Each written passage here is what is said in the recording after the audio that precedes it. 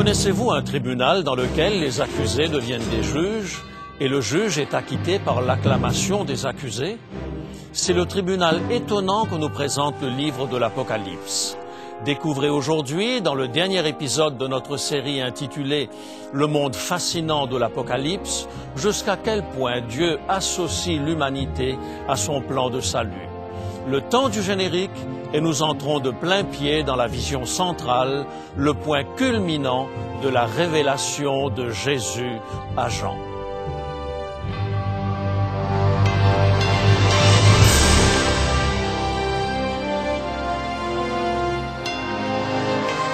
Elle a résisté à l'épreuve du temps. La Bible, le livre de la révélation, est toujours d'actualité dans le monde complexe d'aujourd'hui. Voici, il est écrit. C'est un message de foi et d'espérance que vous présente maintenant José Élysée.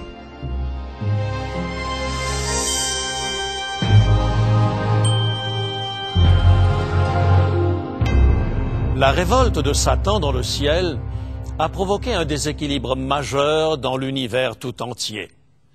Les anges qui ont suivi Satan dans sa révolte s'acharnent sur les enfants de Dieu et s'étonnent de leur fidélité malgré les pires persécutions. L'apôtre Paul dit que le vrai combat que nous devons livrer n'est pas contre la chair et le sang, mais contre les dominations, contre les autorités, contre les princes de ce monde de ténèbres, contre les esprits méchants dans les lieux célestes. Éphésiens chapitre 6 et le verset 12. Les anges qui sont restés fidèles à Dieu soutiennent les enfants de Dieu dans leur combat et aimeraient comprendre les mystères du salut. L'apôtre Pierre le dit dans sa première lettre. 1 Pierre, chapitre 1, versets 10 à 12. Les prophètes qui ont prophétisé touchant la grâce qui vous était réservée ont fait de ce salut l'objet de leurs recherches et de leurs investigations. Il leur fut révélé que ce n'était pas pour eux-mêmes, mais pour vous qu'ils étaient les dispensateurs de ces choses dans lesquelles les anges désirent plonger leur regard.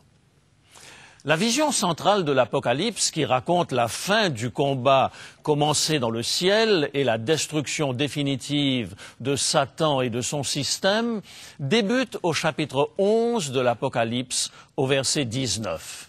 Apocalypse, chapitre 11 et le verset 19. « Et le temple de Dieu dans le ciel fut ouvert, et l'arche de son alliance apparut dans son temple.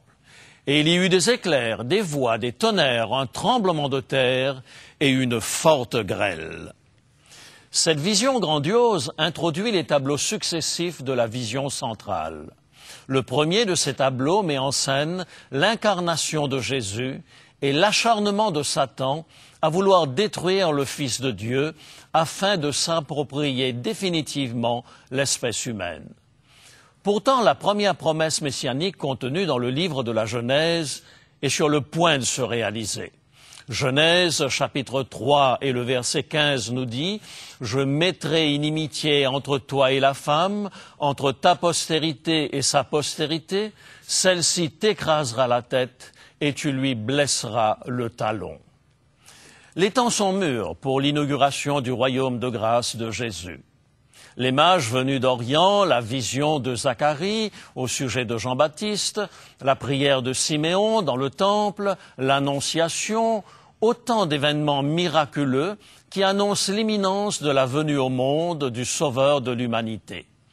Jean l'illustre dans l'Apocalypse au chapitre 12 par une femme, l'Église, qui en est aux dernières contractions. Face à elle, le grand dragon rouge, le porteur des projets de destruction de Satan. Les premiers chapitres de cette entreprise de démolition du serpent ancien s'intitulent « La fuite en Égypte », Hérode et le massacre des innocents. Ils seront suivis par d'autres chapitres intitulés « La tentation dans le désert », les questions captieuses posées à Jésus et encore d'autres, pour culminer avec la dernière nuit de prière de Jésus dans le jardin de Gethsémani. Mais Dieu avait promis que la femme écraserait la tête du serpent. C'est bien ce qui se produit, car Jésus sort vainqueur de cette confrontation et remonte en triomphe vers son Père, accompagné des prémices de sa puissance de résurrection. Aussi, le dragon n'a-t-il plus d'autre alternative que de s'acharner sur l'Église, la femme qui avait enfanté. Celle-ci saura préserver sa pureté pendant quelques siècles. Pourtant, conformément à la prophétie de Paul au sujet de l'apostasie de l'Église, elle finira par succomber au charme du dragon. Nous la retrouvons, cette Église pure et sans tache, complètement défigurée par les excès de sa prostitution spirituelle avec les systèmes politiques de ce monde. Apocalypse chapitre 17. Mais pour l'instant, bornons-nous à tracer les grandes lignes de la vision centrale. Après avoir rappelé que cette bataille a commencé dans le ciel, Apocalypse 12, versets 7 à 9, Jean introduit le 7e intermède destiné à rappeler aux chrétiens martyrisés le résultat de la bataille. Une béatitude est prononcée en faveur de ceux qui habitent les lieux célestes. Apocalypse 12, versets 10 à 12. Le second acte met en scène une bête qui monte de la mer. De frustration, le dragon va poursuivre la postérité de la femme, l'Église, demeurer fidèle, tandis qu'émerge une Église plus ouverte à des compromis. C'est cette dernière qui est dépeinte comme une bête qui monte de la mer. Une multitude de détails permettent de préciser la nature, l'époque et la durée de cette apostasie. Même le nombre de son nom est précisé, 666. Apocalypse, chapitre 13 et le verset 18. Blessée à mort, elle renaît de ses cendres et fait l'admiration de toute la terre. Où donc sont cachés en ces temps de persécution et d'apostasie les véritables enfants de Dieu? Ils ont trouvé refuge dans les déserts et dans les montagnes, toujours poursuivis, mais jamais vaincus par la bête et le dragon. Le troisième acte met en scène une bête qui monte de la terre. La première apostasie, symbolisée par la première bête, sera suivie d'une deuxième, personnifiée par une bête qui monte de la terre. Encore une fois, les détails bien précis permettent à l'étudiant attentif de l'Apocalypse de déterminer la nature et l'époque de cette apostasie. Cette seconde bête montre bien qu'elle est également une incarnation du dragon, car elle met à exécution les projets initiés par la première bête. La grande différence, c'est que la bête qui monte de la terre possède une puissance temporelle supérieure à la première bête. Laissons un instant de côté ces visions déprimantes et considérons le quatrième acte de la vision centrale.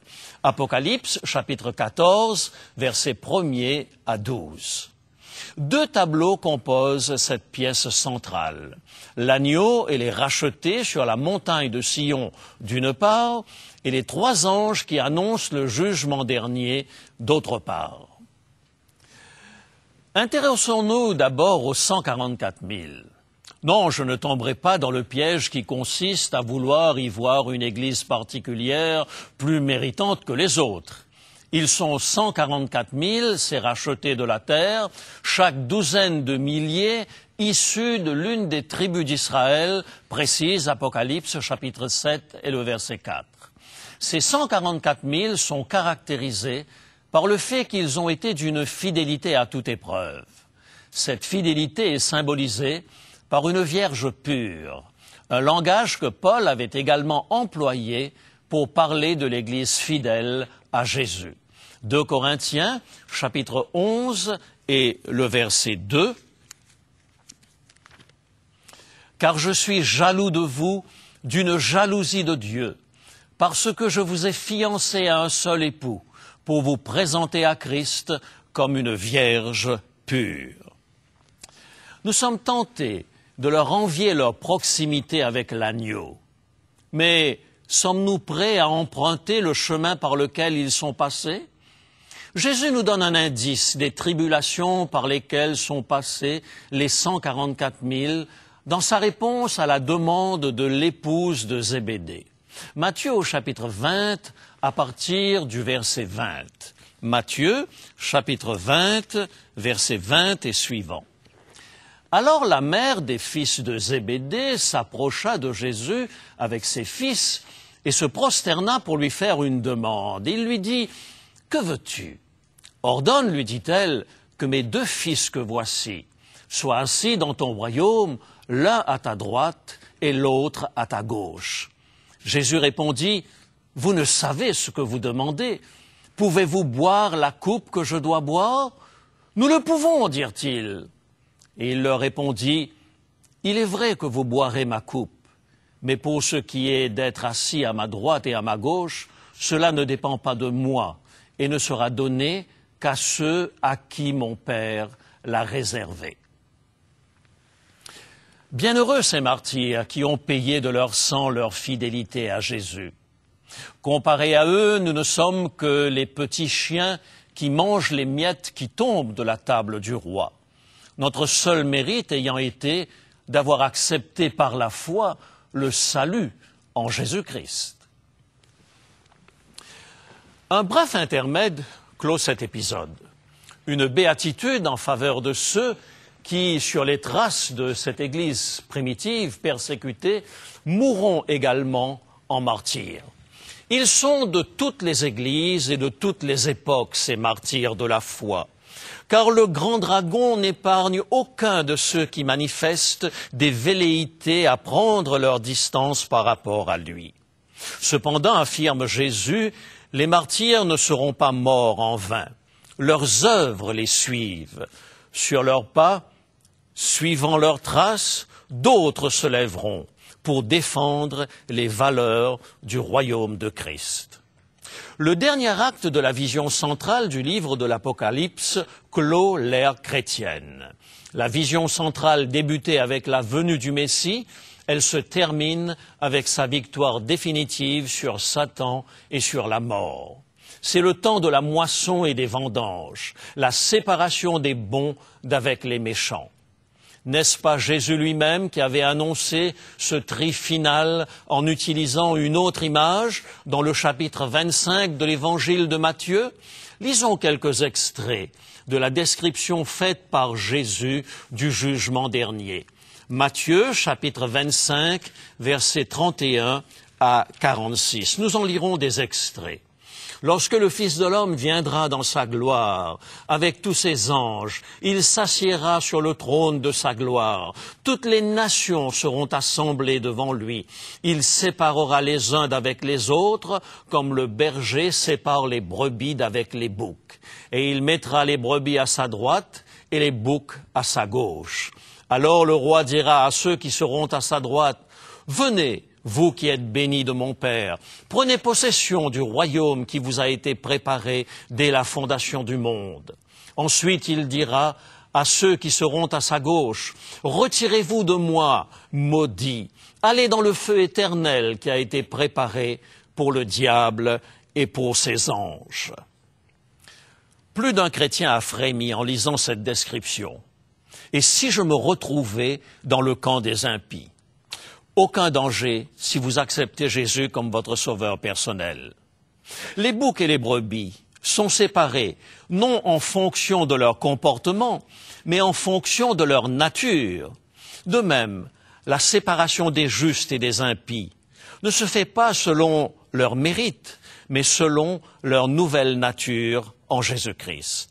Lorsque vous avez accepté d'être revêtu de la nature du Christ, vous avez l'assurance d'entendre de sa bouche cette parole. « Viens, béni de mon Père, prends possession du royaume qui t'a été préparé dès avant la fondation du monde. » Se tournant vers ceux qui seront à sa gauche, Jésus les enverra dans le feu éternel.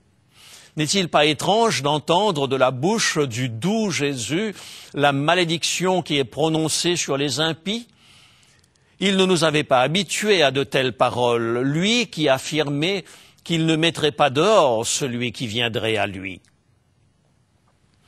Le prophète Ésaïe, celui-là même qui invitait toutes les nations à se joindre au peuple de Dieu, faisant preuve d'une ouverture exceptionnelle envers les non-juifs, a lui aussi des paroles surprenantes dans son 28e chapitre.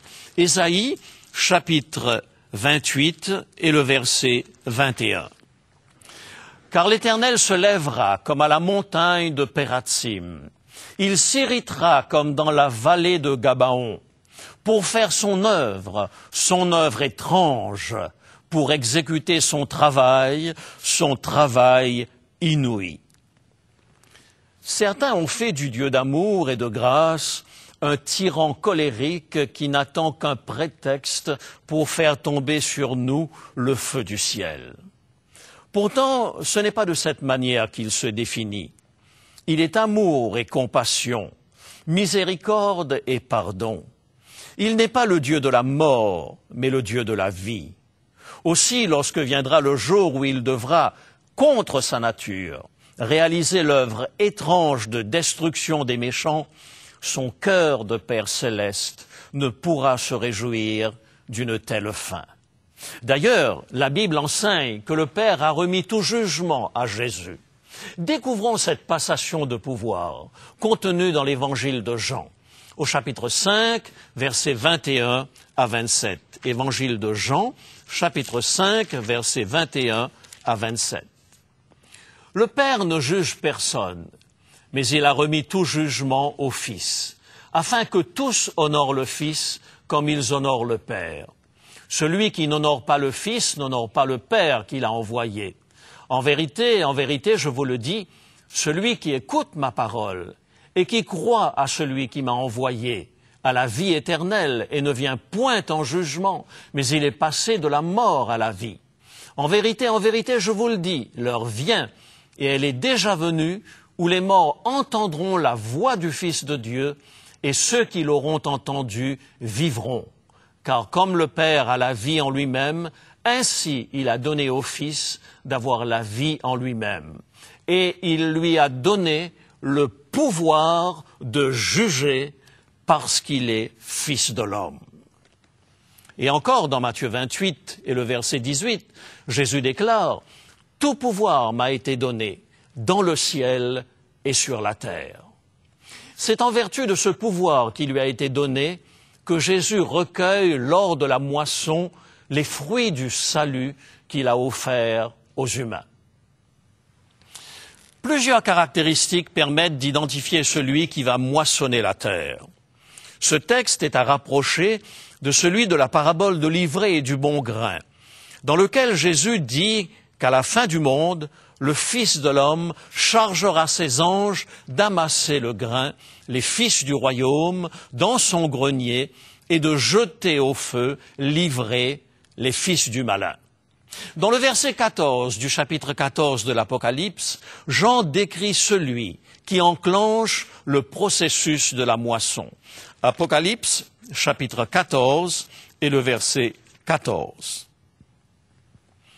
Je regardais et voici, il y avait une nuée blanche, et sur la nuée était assis quelqu'un qui ressemblait à un fils d'homme, ayant sur sa tête une couronne d'or et dans sa main une faucille tranchante.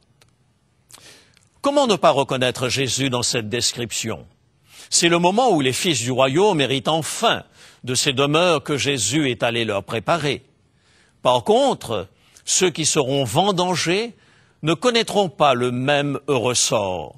Ils seront foulés aux pieds dans la grande cuve de la colère de Dieu. Lorsque cette séparation définitive aura lieu, alors les rachetés pourront laisser libre cours à leur joie. C'est ce que proclame le 9e intermède immédiatement après la vendange. Apocalypse, chapitre 15, versets 2 à 5.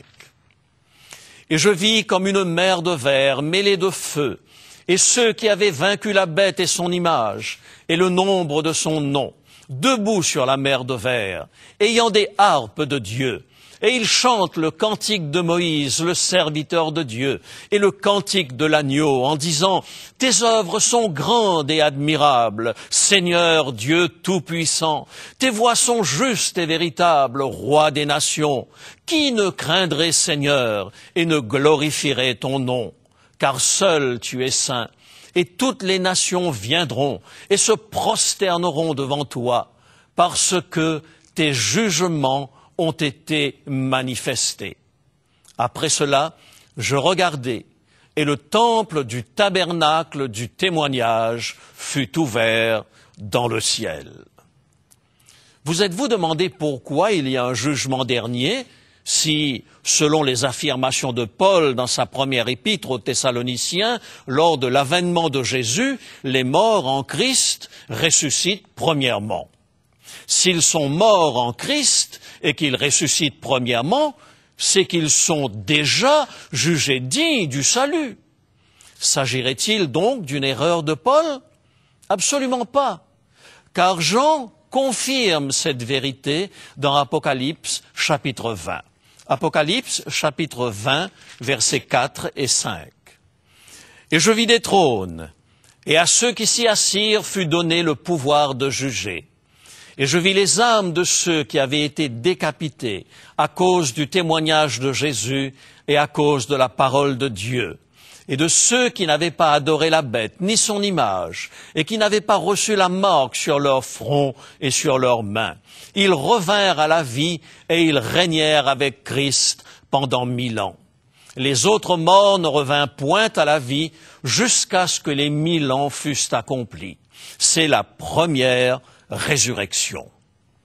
À la parousie, le sort de chacun est déjà scellé. Ressuscitent dans un premier temps ceux qui se sont mis au bénéfice du sang de Jésus et qui héritent de la vie éternelle, tandis que dans un deuxième temps ressuscitent ceux qui n'ont pas voulu de la grâce de Jésus et qui sont définitivement détruits.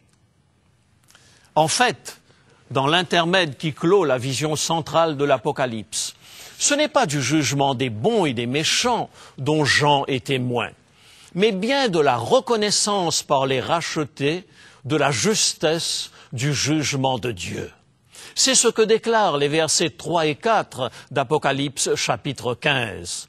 Et ils chantent le cantique de Moïse, le serviteur de Dieu, et le cantique de l'agneau en disant « Tes œuvres sont grandes et admirables, Seigneur Dieu Tout-Puissant.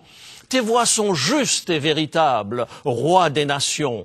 Qui ne craindrait, Seigneur, et ne glorifierait ton nom, car seul tu es saint, et toutes les nations viendront et se prosterneront devant toi, parce que tes jugements ont été manifestés. » Cet immense rassemblement lors du retour de Jésus a pour but de montrer que Dieu est juste et équitable dans ses jugements. C'est la reconnaissance définitive par tout l'univers que l'alternative proposée par Satan mérite d'être définitivement éradiquée de la terre. Voilà pourquoi le prophète Ésaïe parle de l'œuvre étrange de Dieu à propos de la destruction définitive de Satan et de ses anges et de ceux qui les ont suivis. Et comme pour confirmer que seul le projet de Dieu et les principes qui régissent son royaume sont viables, Jean voit s'ouvrir, au moment où s'achève la vision centrale, le temple du tabernacle du témoignage dans le ciel. Le témoignage, ce sont les 2 tables de la loi. Exode 31, verset 18. Le tabernacle, c'est la tente qui abritait l'arche de l'Alliance dans laquelle se trouvaient ces 10 commandements. Voici en quels termes un auteur du siècle dernier raconte la fin de la tragédie du péché. La grande tragédie est terminée. Le péché et les pécheurs ne sont plus. L'univers est purifié. Dans l'immense création, tous les cœurs éprouvent la même allégresse. Des ondes de vie, de lumière et de joie jaillissent du trône du Créateur, envahissent les derniers recoins de l'espace infini.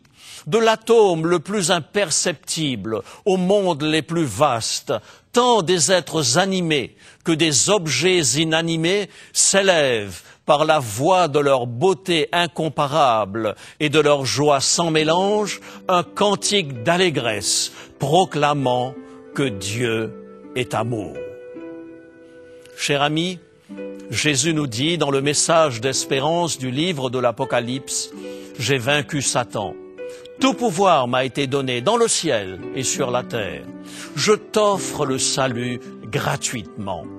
Choisis aujourd'hui de me donner ton cœur, afin que le jour où je reviendrai, tu sois pour toujours avec moi dans la demeure que j'ai préparée à ton intention, un royaume où la paix et l'amour seront éternels.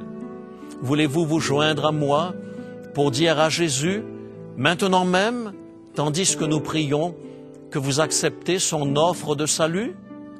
Prions ensemble. Notre Dieu, notre Père, tu as ouvert nos yeux sur ton projet d'amour contenu dans le message de l'Apocalypse. Nous avons compris que tu nous as aimés et que tu veux notre bonheur.